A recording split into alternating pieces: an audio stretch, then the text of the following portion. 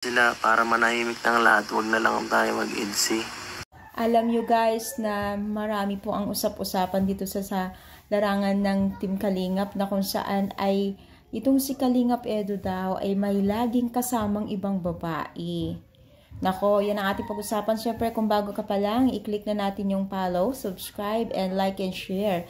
Alam nyo ba guys na marami pong pwede natin i-marites ngayon dahil nga po sa kumakalat di umano na video po ni Kalingap Edo na may kasamang ibang babae. At dahil dito marami pong nag-away-away na dyan sa larangan ng comment section dahil nga po ay nagagalit sila kay Kalingap Edo at nabash po nila itong si Kalingap Edo. Siyempre lahat niyan pinagsasabihan nila si Kalingap Edo at siyempre giit naman po ng Team Kalingap at taga-supporters ng Team Kalingap sana wag daw tayong basta-basta maniwala dahil hindi po basta-basta daw totoo yun dahil alam naman natin sa larangan ng social media ay talagang pwede nilang i-fake o i-edit po sa mga video na yan, di ba? So, parang sinadya daw di umano na i-upload yung video na yon sa page dahil ilang beses daw nilang in-upload na parang pasadya daw na paninira kay Kalingap Edo. So, kailangan talaga ay mabusisi tayo at huwag tayong basta-basta maniniwala